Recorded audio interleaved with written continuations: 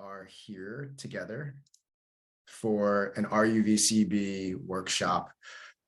This one is going to be on FinTech, so if you're in the wrong place, you don't have to get out of here, but you might not be ready to discuss what we're about to discuss, which is the topic of, are you venture-backable? And we have an amazing guest coming in later, but we are going to be talking a little bit more about the sort of underpinnings and first principles of Are You Venture-Backable before we get Sheel in here. So I wanted to quickly come off screen share, just see different faces, what everyone's up to. One more time, if people could share where they're calling in from, I just want to be able to see what this global audience looks like. We've got a few from New York, San Francisco. I think the international crowd was the early crowd. Okay. Brazil, love it. For my friends in Singapore, what time did we say it was in Singapore? Like 3 a.m. or something. Anyways, okay.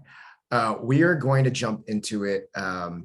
This is great because a lot of times with my workshops, we have a variety of different people joining us again for the third, the fourth, the seventh time. And the early parts of my presentations end up being boring. But in this crowd, I think we have a lot of first timers. So we're going to go through everything just like we do when it's your first time. So let's start with housekeeping as always. If you could turn your cameras on, that would be amazing. As I'm talking to you and lecturing, and as Sheel and I will be talking to you, it's really helpful to see people's faces. If you're nodding along, we know that we're doing something well. And if you've got a furrowed brow, like Crid does right now, I know he's questioning me for a lot of reasons, we'll know we should be changing course. Please realize that the Zoom chat is open. What we've come to realize is that the Zoom chat is a great place to be in all these workshops. A lot of amazing people join and start interacting, connect with each other. So feel free to be in the Zoom chat. Parts of my team are there as well. Within the Zoom, feel free to submit Q&A. We're going to try to keep track of those and make sure we surface the ones that are most interesting when Sheel comes in, but we also collect them afterwards to try to address them in our follow-up emails. So if anything comes up, feel free to throw it in. We'll do what we can. Share your favorite insights on social. We're not trying to protect this information. This is the whole point of this is to help people get to the next level, launch amazing businesses, and fundraise successfully when they can. And then last but not least, if you've been in any of my sessions, you know that these sessions are super interactive. Sometimes I'll ask for volunteers. When there are no volunteers, I'm not afraid of cold calling people, but do know that the people that interact with me end up getting the most out of these sessions. So please volunteer. And to give you guys a little bit of a heads up for some of the interactivity, start thinking about your business now. High level, understand and call to mind how your business works, what the business model is, who you sell to, because we're going to go through some exercises. Okay. For the people that are new to what I do, I know a lot of people have joined around the world. I want to give you a little bit about my background very quickly. I was the head of new media products at MLB.com before joining Graycroft, a New York and LA based venture capital firm. I was there for 4 or 5 years before jumping into startups. The last startup I was in, I was co-founder and CEO of, raised a couple $1 million, got to a small exit in 2020. And then in the beginning of the pandemic, shifted over to this work, which is helping founders understand and better tackle the complicated process of fundraising. First, I did that as Silicon Valley Bank's internal fundraising coach. And then I launched my own company, which focuses on this. And 95% of what I do is free workshops, free content, newsletters, podcasts. And we'll talk a little bit more about other stuff that I do later. Okay. So I give you guys this background, not necessarily to credential myself or make myself feel better about what I've done in my past. What I've done that for mostly is to give you all context for the information that I'm about to give you. I'm a big fan of talking about the importance of context. I think that advice is very difficult to follow, and even more so when you don't know the context for which it's delivered. And context matters in advice, but even more so, I think, in startups and in fundraising. And the example that I always give is this one right here. So read both of these. On the left, we have Andrea Funston, partner at Basecamp Ventures. On the right, it's a post about Mark Suster, who's partner at Upfront Ventures. And they are talking about the concept of when founders should share data rooms with investors. I respect both of these investors very much. And if you read the posts, they are essentially saying the exact 180-degree opposite pieces of advice. On the left, Andrea is like, when I meet a founder and they share their data room immediately, I think it's the best signal in the world. All founders should share their data rooms as soon as possible. Whereas if you read the blog post by Mark Suster, he essentially says founders should never share their data room. And I think the caveat to all of this is that advice, especially when crafted for social media in a bite-sized, soundbitey format for Twitter or even for a long-form blog post, is devoid of context. And if these two investors were to sit down, if I were to bring them over to my house for a meal or drink and we talked about data rooms, I bet you they would believe in kind of the same first principles. It's just the way they've decided to share the advice. And so whether it's these people, whether it's your friends, people you see on Twitter, or even me in this workshop, I think the biggest thing that you can do is think about the context for which in which advice is given, and then double click, ask more questions, and try to make sure you understand how you will apply any of this stuff yourself. Be a critical thinker. Do not blindly follow advice. These are all good life lessons, not just fundraising. Okay. Hopefully this all makes sense because we are about to jump into today's focus. So today's focus is a topic that is near and dear to my heart, and that is the puzzle of, are you venture-backable? I'm going to come off screen share and just see, let's see, has anyone pitched investors before? You can do digital show of hands or physical show of hands, Zoom now. Andreas has, anyone, Sandra, Serafina, good. I'm going to go with Andreas because he's the only one on camera that I can see. Andreas, how are you, man?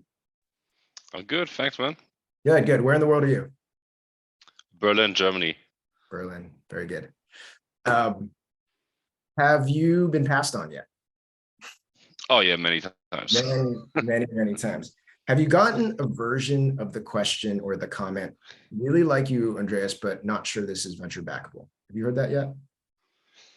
No, if we got any kind of rejections like that, it was like, yeah, we really like you, we like the market, but I would say the three biggest objections that we still hear are the space is too crowded, B2C FinTech is dead. The next one is, oh, you guys are too early for us, you don't have enough traction. And then there's like, of the last one is two kind of pieces that go this way. It's like, you don't have enough traction, so that's why we're out. Or you don't have enough traction, that's please keep in touch with us. Yeah, I would love to focus on these past reasons because it's, a bugaboo of mine, a thing that I talk a lot about, the are you too early, which we all know, hopefully, is kind of bullshit. It's just an easy way to pass. But I wonder if, thanks for coming off mute, by the way, and volunteering. I wonder if anyone has heard the comment, we like what you're doing or something similar, but I'm not sure this is venture-backable.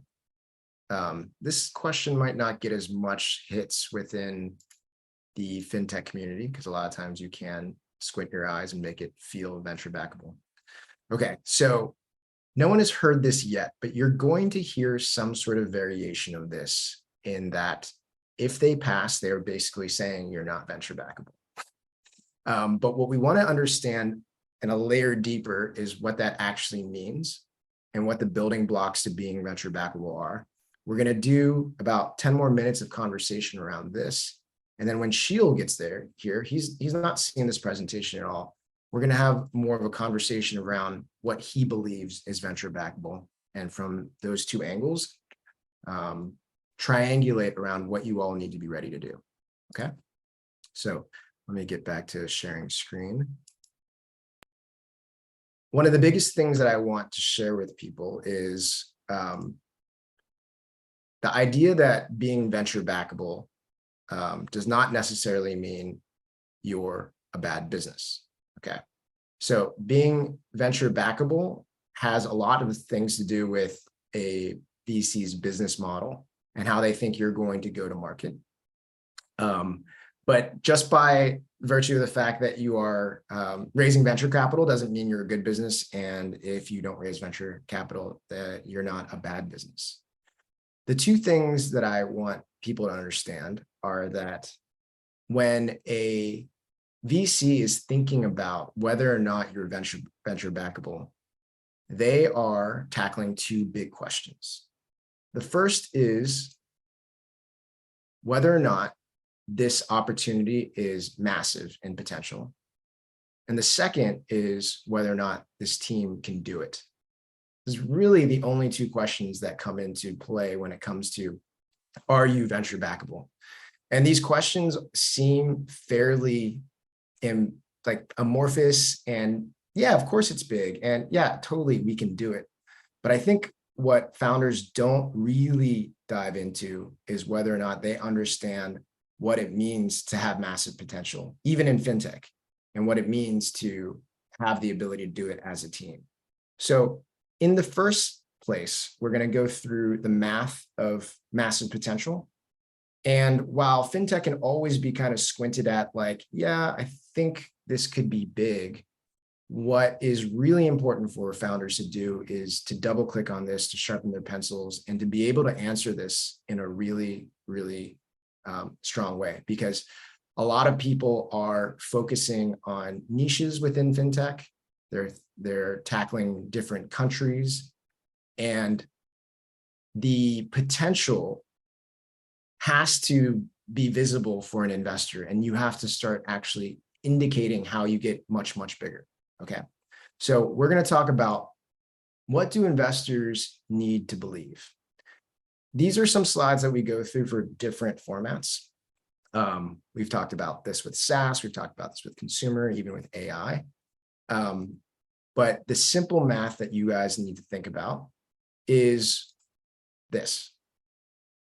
What is the expected valuation of your company today? And so this is some of the math that I wanted you guys to think about now. Like, what do you think you're going to raise your valuation, your company's valuation at? Multiply that by what VCs expect to return, what they have to underwrite to understand what you need to exit your company for, right? This is what people have to be playing for in order to raise from venture capital. So if Andreas is doing some kind of consumer fintech, and he knows that within Berlin, he has a great market, he knows how to go to market there, and he just keeps it within Berlin, and he knows it'd be extremely profitable, maybe even, be $100 million company. We have to understand why it's so important to share a vision with investors that goes well beyond where you think you're going to be in the next year, 3, even 5 years, in order to convince somebody that you're actually shooting large enough to hit the multiples that VCs need. Okay. So do people know how you calculate an exit value? Does anyone understand how people think about exits for VCs? Anyone want to take a crack at it? How about this? Has anyone been a banker before? Andreas, always, every answer. I figured a lot of the fintech guys would have been bankers before. We're going to do this with Andreas because I want to make sure that at least I have a foil here to talk through this.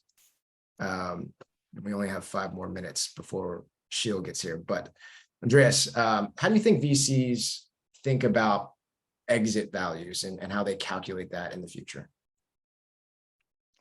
I mean, I'm not 100% sure on that, but I would assume, I know that VCs usually look for like 100x at least exit, and then 1 in every 10 portfolio companies goes bust. So one portfolio have to be a home run, and then if you have a a value, like a fund value that is not kind of equivalent to 15% annual return for the LPs, like they're gonna get crushed in the next fund. So you have to. It's been a big discussion with Mistral that I don't know if you know the European AI company that had a 100 million seed funding, right? That's right. Where like this has to become a $20 billion company to actually return for the seed funds. Yes. So yeah, it has to be 100x, I guess. So the return expectation is what you're talking about. And that is different at different stages. So you're right, like at a first check level, call it pre-seed, seed level, they have to be able to at least squint their eyes and say, okay, you want a $100 million valuation out of the gate. That means you need to be 10, 20, $30 billion. If you are a $10 million valuation, what does that mean? Well, you still have to get to a $1 billion valuation in order to get there. So that's the return multiple.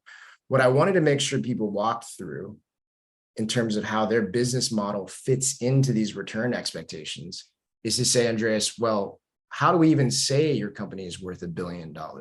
Like where does an exit calculation come into play? How do you think either venture capitalists or investment bankers start thinking about returns in the future?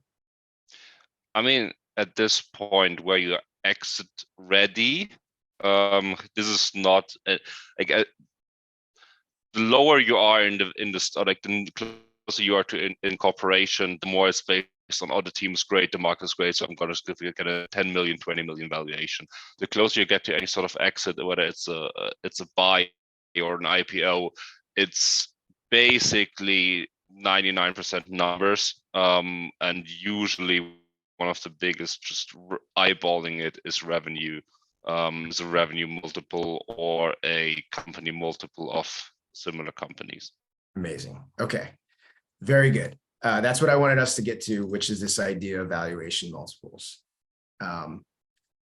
Valuation multiples go up and down. What you guys need to know about valuation multiples is that it's like a shortcut to actually looking at future revenues and deciding what the present value of a company is worth. If I were to really look at a company that was spitting off cash and want to value what it is, the value is today, the real thing to do would be to project out all future cash flows, discount them to the present day, add them all up and be like, today, this is what you're worth. Venture capitalists who are not good at math, and I would say even investment bankers that only live in spreadsheets, a lot of times they'll shortcut this with what is called a valuation multiple. And this might seem overly simple for the FinTech founders there, but I want to make sure we do go through this last step before opening it up. And that is, I assume all of you are in the FinTech range here. Valuation multiples change, by the way. Everyone should know that it is market driven. A lot of this has to do with what the market is paying for these things. So these aren't, I wouldn't say these are specifically set in stone accurate, but today I would tell you that FinTech multiples are hovering around the low end of 5 to 10x, meaning we look at our revenues for the year and we can multiply that by 5 to 10 and say that's kind of where we would be at an exit. And the exercise that I want everyone to go through in their heads is to say, well, how do I make money? What does my company do? What is it? Subscription based? Is it percentage of deposits? Is it ad driven? These are all different models I've seen within FinTech. But to go to this level and say, all right, if I know that my company is on a $1,000 a year ARR or sort of subscription cost for our company, how many businesses and how many customers does that mean I have to be able to get to in order to be $1 billion outcome, right? How many do I have to be going at to actually be $1 billion outcome?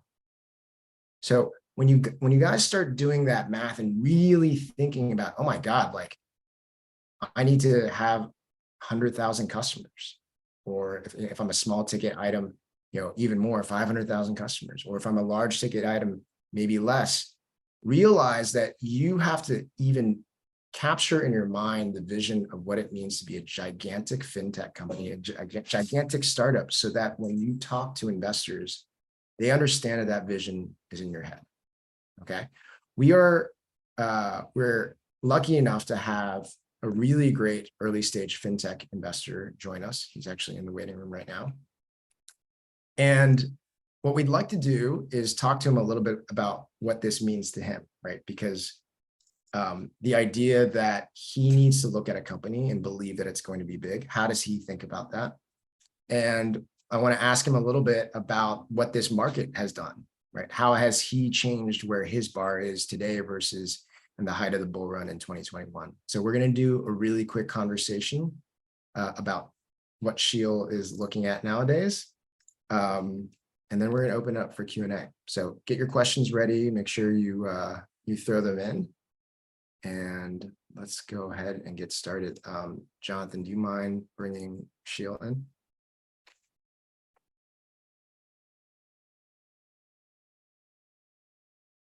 Sheel, did we get Sheel to join? Yeah, I'm here. Sheel, how are you, man? Great. How are you? Good. Well, before we actually come off screen share and change out of your glamour shot, I did want to just say we have Sheel from Better Tomorrow Ventures, one of the preeminent early stage fintech investors in the world. He's backed some of the core fintech innovations in my mind. The one that stands out to me is early investor in AngelList, as well as a few others. Congrats on, well, yeah, too early to say congrats, but awesome to see that your investment in Collective raised such a big round. And that's something that we might ask you about, given the timing of the announcement means that this raise happened in maybe some of the hardest markets to raise capital in. But I did just want to say we're excited to share a little bit more about, we're excited to have you share a little bit more about your firm and how you approach fintech investing. And then we have a great group of founders from around the world who will likely have some open questions. So Sheel, welcome. Awesome. Where in the world are you? I'm in Cleveland, Ohio at the moment, which is where my wife's from. And I'm here this week because we have yet another wedding reception this weekend on Saturday. It'll be our third wedding reception, third of 5. So really quite remarkable. Awesome. I was going to say Cleveland, the hotbed of startup activity. Yeah, exactly. So much going on here. Before we jump in, Sheel, I did want to just have you tell a little bit more about Better Tomorrow Ventures, kind of your approach to investing, and then I'll ask you a few questions. I started off this whole thing by saying, really important for founders to hear about context and in order to digest what someone's advice is. So if you could talk a little bit about Better Tomorrow Ventures, what you invest in, and kind of your approach, that would be amazing. Yeah, absolutely. So we're a fintech focused fund, leading pre-seed and seed rounds, investing globally. So what that means for us is typically investing in rounds of below $5 million where we can lead. And for us, lead means typically we own 10 to 15% of the company at outset. And we want to be a true partner to our companies. We really, we always say when we started the fund, we're starting the fund that we wish we had when we were founders. And what that means to us is, because we are founders ourselves or former founders of companies, today a founder of a VC fund, we think we can offer the kind of support that a founder needs. And because we're fintech focused, there's a lot of specifics that we can be very valuable for. And then there are a few distinct things that we care about. So one is community. We feel like being a founder, even though you often have a large team of people, being a founder can actually be pretty lonely because you don't often have peers to talk to and just talk to people about how things are really going, not the bullshit that you tell everyone else.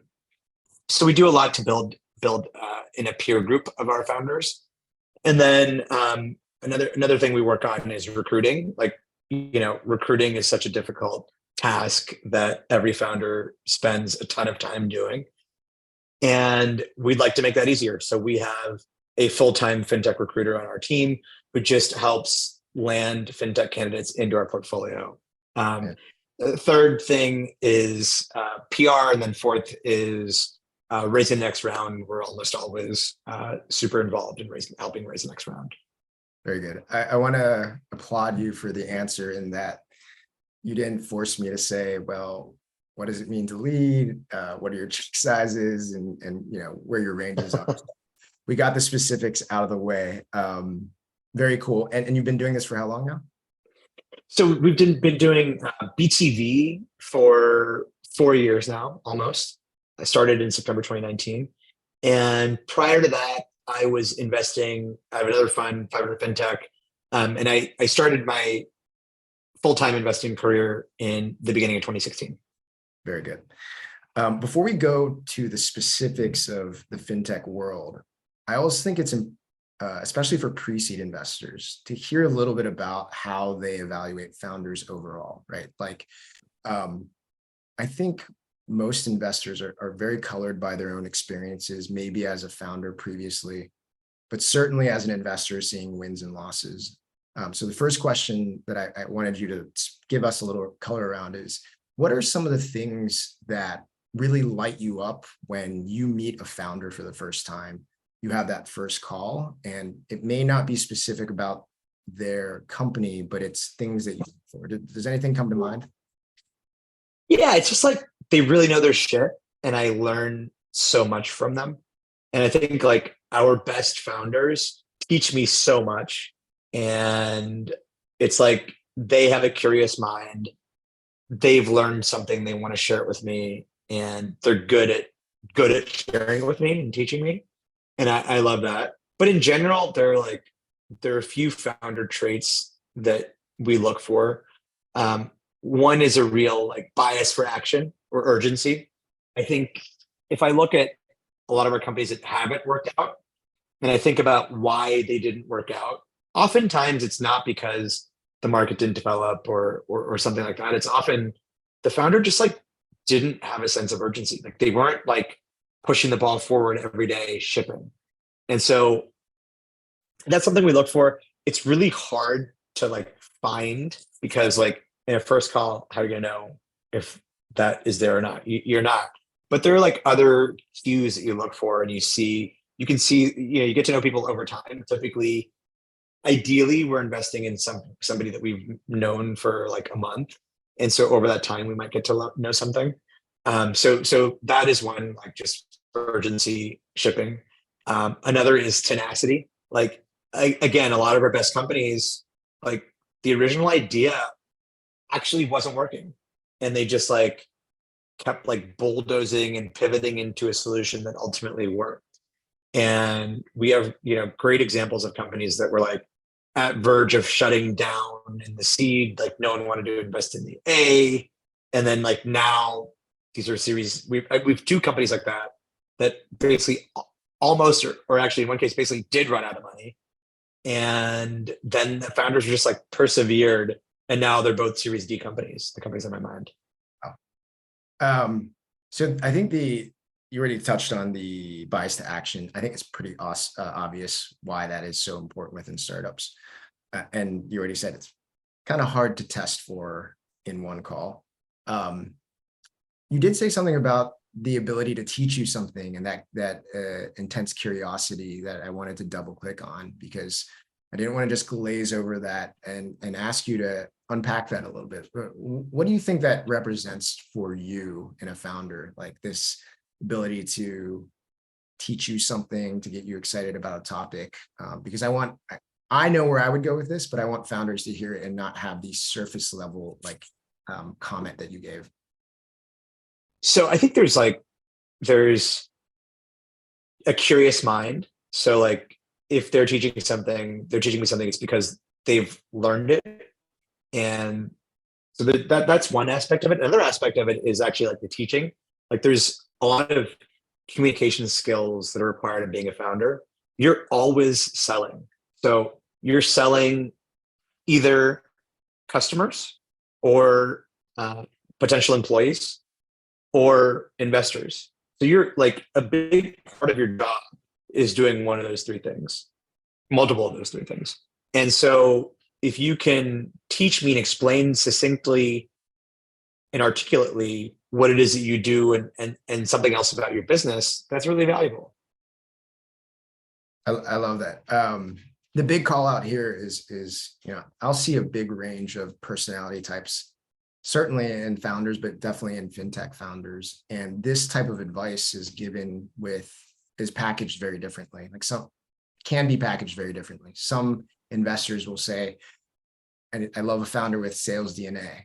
I love a founder that has amazing storytelling ability. And you said, I love a founder that is really curious and can teach me something. I think it's great for all these founders to hear it from a different vector, a different angle. But the takeaway is you all have to be really amazing at communicating what's important to you. And VCs will be looking for that. Totally. So Sheel, now we're going to shift into some of the touchier, more challenging topics, which is the current market, especially within fintech. I think whether we like bake in crypto into all this or the SVB meltdown, a lot of stuff has happened over the last, call it year and a half for sure, that is really shaking the startup market. If you're not an AI startup right now, I think it's like it's a very interesting time that people are trying to understand what the market is right now. And I guess like at a high level, I wonder if you could say a few words about where you think the bar is for fintech startups, specifically at your stage, right? Pre-seed and seed. What does it mean to get a check from Better Tomorrow to Venture today? I assume, I don't know if you're willing to share, but like how active you've been, and you're certainly looking, but like what is the cadence been like? Yeah, so our cadence has been roughly the same since we started investing 3.5 years ago, which is about 10 companies a year that we lead. And it really hasn't ever been that far off of that. Like every quarter is kind of similar, 2 to 3 companies. And it's kind of been that way the whole time. And it's not because we have any sort of goal that we need to hit. Like we're not like, oh, we need to invest in 20 companies over the next 2 years. Like we don't really care. It's just like, if we find a great company, we'll invest in it. If there's like 10 of them this quarter, great. But like, we're not on any particular schedule. The market, as you said, like for fintech in particular, is way down. If you look at like, it always starts with public companies, right? So like public companies are companies with the most data on, and public companies in the fintech sector over the past 3 years are down 40-some%. And over the past 2 years are down 70-some%. And both of these are much worse than the overall market. So over the past 3 years, fintech's down 43%. S&P is actually up 40%. NASDAQ's up 30%. So fintech companies are just like totally in the shitter. And I think what happened is a crazy exuberance, particularly in the low interest rate environment. So like low interest rate environment disproportionately is good for fintech companies. Like many of them are lenders. So like having a lower cost of capital is great. B, just like with a lower cost of capital, you can bet on companies being successful in the future and like driving gross margins and profits in the future. And a lot of these companies aren't profitable today. And there's a question mark whether they ever will be, but in a low interest environment, like they're growing GMV, they're growing card members, like there's potential. I think it's been rough. Where we've always invested more in has been on the infrastructure side. And I think that has stayed a little more immune than the consumer stuff. The consumer businesses have hit like a sort of double whammy, which is like, aside from the interest rate environment and just less money going in, their CACs have gone up with Apple changes and a number of other things. And like one of those things, by the way, is just like overfunding a fintech. Like if there's too much money in a sector, then that makes it less likely that each individual company will be successful because multiple companies are getting started and well-funded going after the same segment. And so when you think about what you're liable to invest in today, and something that maybe the founders in the call could take away is like, do you see a bar? Do you see something that your peers within fintech investing at the pre-seed and seed all commonly talk about in terms of, you know, we're sticklers for profitability now, or we have to be able to see that? Is there a model that you think is important to see? Yeah, I think I want to be able to know that at some point in the future, this company is going to deliver a ton of gross profits. And if I can't see that, then I'm probably just like not that interested. But that was always the case. I think, you know, I think there are a few sectors that do have enduring value that we're excited about. And those are probably payments businesses, software businesses, and data networks. And so, you know, how they make money is, and like there's a ranking of, you know, not all revenue is created equal. So what I'd say is like, my favorite types of revenue are software revenue, which is like SaaS, or payment processing revenue. Next would be like API calls or percentage of AUM or interchange. And then the stuff I don't like as much would be PFOF, like payment for order flow, lead gen revenue, transaction fees, or like interest income or spread. Those are things I'm less interested in. So that kind of like by the type of revenue kind of gives you a sense of what I'm excited about. I love that. Some of the founders in here might be generating revenue along that spectrum. And I'd say if you're worried or you're curious why that is, maybe ask a question when we get to Q&A. For sure. Sheel, I want to make sure that we leave 15 minutes with you of Q&A here. But is there one last thing in terms of the special sauce within fintech, or the things that you're like, man, when I talk to a fintech founder, they need to be great at X, Y, and Z, like very specifically for fintech, because I think there's a knowledge base or a bend that could be different there. And, you know, as we talk about it, it's very helpful to hear this from VCs. So if you could share that, that'd be nice.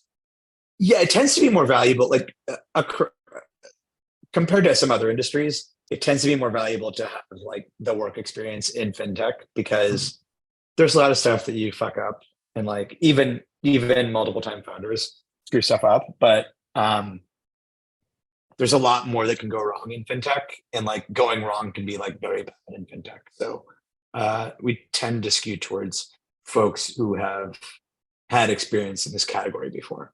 Oh, fascinating. Okay.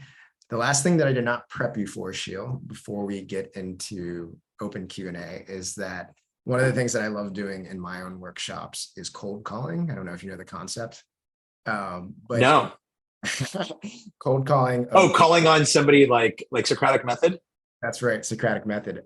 What I tell people is like the simulation of, and then the raise in blood pressure is so valuable that I want people to be ready to talk about what they're doing. And then before you do this, I'd like to say that anyone that doesn't get called on by Sheel, so actually, whoever gets called on by Sheel should be like amazing, like zero pressure opportunity, just be able to give my 30-second description of what I do. That's what I'd like everyone to do. And then for the people that aren't called on by Sheel, you shouldn't sit back and go, haha, oh my God, like Isaac just got called on. I didn't get called on. What you should be doing, Jose or Nicholas or Geraldo, any of the people that don't get called on, is to go, all right, what would I have said if Sheel had called on me? Okay. So, Sheel, why don't you go into gallery view and pick out a smiling face and just ask them what they're working on. And I'd love to see. Page. This is a record. I've been called on. Okay, I'll give you my quick pitch. I am currently building an amazing group of founders for Jason Ye called the Admit Community. Yeah, Paige, the reason we laugh is that every time, 95% of the time, Paige gets called on. She has this you're in the headlights look, I think that attracts the call. Amazing. Let's go with someone else. Andreas. The next laugh, I've been out also on the third time, but I'll pitch you. So, as you all are from the US, you probably know, and if you're in fintech, the importance of having a financial advisor, a good one. You have 95,000 CFPs. In Germany, there is less than 1,000 CFPs, although we only have like 1/3 of the population, but we have like a quantum of the same. It's super expensive, and what we are doing, so I'm a CFA charter holder.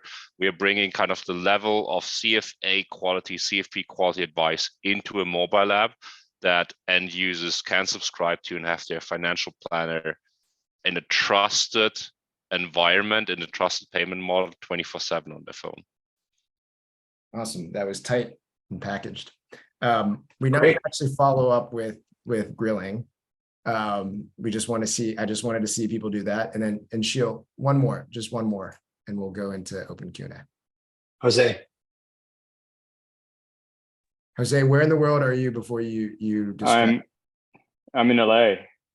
Amazing. Cool. All right. Yeah, nice and out here. We're building a credit karma for business that runs on APIs through a dashboard, and then it plugs into an investment terminal. And that terminal, because we use APIs, gives you actual live data on the companies. You can see how they're performing and not just how much money have they raised or just look at their pitch deck. We run the official conference in the equity crowdfunding industry, and I used to just pitch that to our partners for them to develop it. We just built it ourselves. And we start with a media element, and that we just kind of put it all on AI at this point. Great. Okay. Great job, Jose. Great job, Andreas. Great job, Paige. Yeah. And thank you for playing along, Sheel.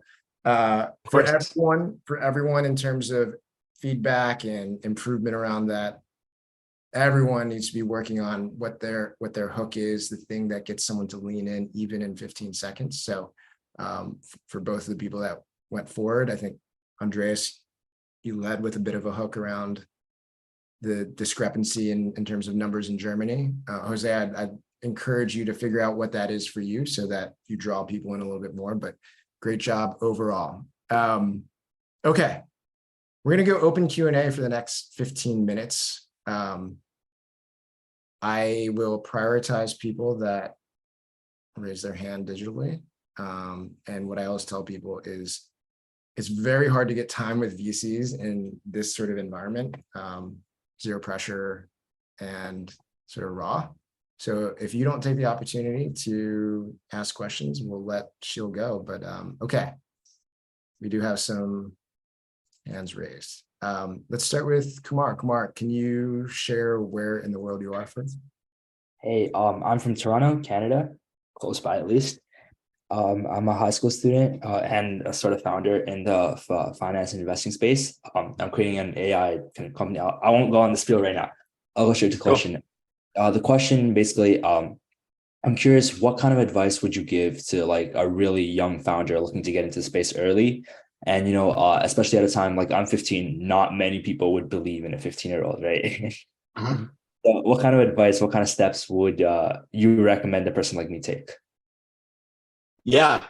So first of all, this is awesome. I wish I started a company when I was 15. I think you have to know that like your age is special. And I think people will probably be interested in meeting with you because they don't meet a lot of people who are 15 years old and as ambitious as you are. So use that to your advantage and don't pretend like you're older. Just like lead with it and be like, hey, like I'm a high school student, I'm starting a company. And I think people will be interested in like, I want to help people who are younger, right? Like that. So I think that lead with that and don't hide it. In terms of raising, I think, look, you're going to need to prove more than somebody who's older will before you're able to raise money. So I think staying lean, building something, building an audience could be a great way to get started. Okay, sweet. Well, if I Awesome. had anything to add to that, you have such a head start on on so many people. I get that a lot. Yeah. Even slowly building, like Sheel said, focusing on the company and getting your own traction is important, but slowly building awareness for who you are and the network and people that you meet, that'll compound over time. And when you do actually feel like you should raise, like you'll have started when you were 15, like I don't even want to say like when I started relative to you, but that's awesome. Thanks for asking the question. Thank you so much. Tova, can you tell us, it looks like you're in New York City. Where are you? Yeah, I am in New York City, although my view is not this awesome, but I just represent New York. So I'm actually building an AI budgeting platform for single moms, helping them save money. Pretty much you're strapped for cash when you are a single mom. Although when you look at most of the United States, we are being represented and raised by single moms. So really helping them budget where they can. So for me personally, I'm a single mom. It took me 10 years to buy my own house. And now I'm starting this own company. So I've struggled myself finding where the money come from and then thinking also about my retirement. My question is, since I'm coming from FinTech B2B, and I'm really curious about the SaaS model for B2C. So when you're looking at a startup that does B2C subscription based, what would you say are some of the things that differ than a B2B? Because obviously it's a smaller number. You're looking at larger numbers to get, a higher valuation. Sorry, so the difference between B2B and B2C? Yeah. Mm-hmm. I think or had like to look it's really, at it, Sorry. Yeah. So B2B is generally more about sales. It's about like getting on the phone. B2C is much more about marketing, and it's usually digital marketing through Facebook, Google, etc. And so they're very different skill sets, but and if you're B2B, you probably need to have some muscle of the marketing skill set as well. But some companies are really pure sales. So I really think it's like the big difference is that, like, how do you reach your customer set? Very good. Yeah. Spot. I mean, you'll even see this within B2B companies, Tova, and this is why we started where we did, around doing your calculations around what does it mean for you to be a venture-sized outcome, especially with B2C. But even in enterprise, you'll see, to get really big, companies will start sometimes in what they call PLG, product-led growth, and small ticket items, but the ones that become massive end up becoming sales machines. So on B2C side, yeah, really sharpen your pencil around whether or not this is, you think you can get to a venture scale outcome.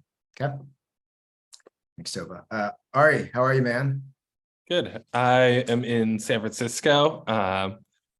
I'm currently building a personal financial management platform for people who have to manage someone else's financials. So starting with people whose parents have dementia, helping those people manage their finances. Do you ever see personal financial management becoming something that's venture backable, or is that kind of one of the traps that you see and generally is never going to be able to reach a venture scale outcome? Yeah, great question. PFMs, go through phases of popularity, but in general, they have been a real challenge. Basically, what ends up happening, and all these got started a long time ago. So 15 years ago, there was Mint.com, Mint had an exit into it. And a lot of people were like, I can build a better Mint. And then along the way, tools came along like Plaid, Finicity, Yodlee before it, that made it easy. So it was easy to build a PFM because it's really just like pixels on Plaid. Now, it became so easy to do that a lot of people thought, hey, this is great. And so they launched a free product. And there's a segment of the population, there's like a few 100,000 people who love this stuff. They love doing like budget categorization analysis. And then there's some people who love getting deeper, and that's maybe like millions of people, but like they do detailed categorization analysis. And that's who like Mint and these others are meant to serve. And you hear this thing that like, all you need is X%, X number of like people who love your product. The problem is like these people who love your product, because they're great substitutes that are free, they're unlikely to want to pay. And very few of these customers end up converting into a paid product. But what you really need is a product that people are willing to pay for. Our belief in consumer fintech is like we only invest in companies that actually charge their customer. And so in the PFM space, we have a company called Albert.com that started out as PFM. Now they've built a bunch of other products along the way, but they started out by charging their customer. And you know if you're delivering value because the customer is going to stop paying if you're not. And so what ends up happening is you're able to get to this certain number of folks that are using it. And some of those people might even pay. But the problem is like crossing that chasm into getting the rest of the customer set. And that's what we've had trouble with. And so I think there's a lot of like dead bodies in the PFM space out there. So it's going to be tough to raise because all the fintech VCs are like, man, I've been through that. I don't want to go through that again. Do you have any tips for trying to gain traction, whether that's going through employers? Have you seen any success with that method? Or we're thinking of partnering with retirement homes also. I think going through employers can be a good one. It's tough, but there are companies that are doing it well. There's Origin and Brightside come to mind. And Brightside is working with Amazon and other huge employers nowadays. So yeah, it can be done through employers for sure. Thanks. But otherwise, that customer acquisition is really tough. Thanks for the question, Ari. Sheel, I wonder with Albert, do you see it getting big with the products it's launching to the side of PFM, or what was the bet there? Yeah, so it's one of those things that like it was the first investment I made, or one of the first few investments I made when I started investing full time, and it's one of those things where like I look back and I was just naive. Like that company shouldn't have worked. It worked super well. It's like a Series D company, but the idea was like tried a million times. It was just a founder that just like was relentless and like kept pivoting into something that eventually worked. So started out as a PFM, added text message based financial advice, added an investing product like Wealthfront, added a lending product like a Advance, added a full scale neobank, and then now has millions of customers paying $10 a month. Wow.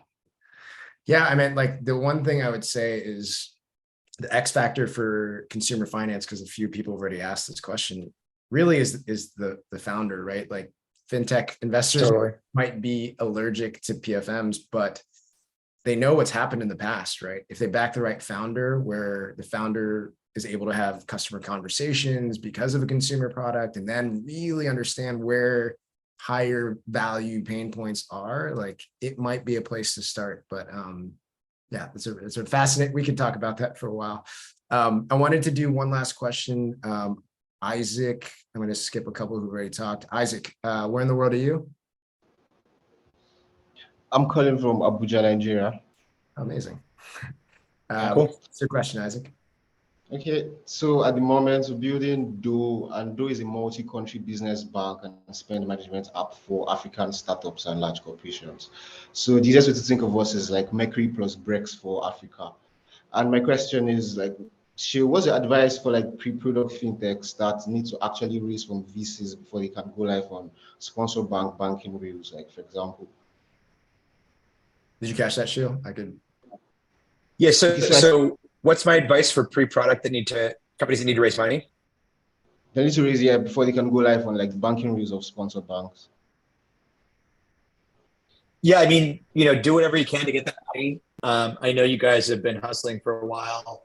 I think the category is an interesting one. Obviously, Mercury and Bex have been successful in the US. I think one question people have with the space, and I've looked at Brass and several others, is like, how big is the opportunity in Africa? And I think there's certainly a growth story there. Like Africa, like startups are growing like crazy as compared to 5 years ago. It's just night and day. But I think you need to build a product and convince people, apply to accelerators, do whatever you can to get that initial capital. Awesome. Perfect timing. We're getting to the end of this. Sheel, first of all, Sheel is a very fun follow on Twitter. I enjoy following you, Sheel. So if people haven't followed you, what's your handle? It's Pit. I can let's see, I can post it here. Send it in there. It'd be awesome. Sheel's a great follow. I would say to the extent that you can have an opportunity to have BTV on your cap table as a fintech founder, I think that's an amazing opportunity. But certainly follow him. But Sheel, thank you so much for finding time. This is incredibly valuable. And I hope people take to heart what you talked about. And everyone else, I'm going to throw up my own stuff. If you're interested in more content like this, more workshops, more talks with VCs, find us. We're on Twitter, LinkedIn, Funded. But thank you so much, everyone. Look at that. Shot clock went off. We'll see you guys at a future event. Thanks, Sheel. Thanks, guys.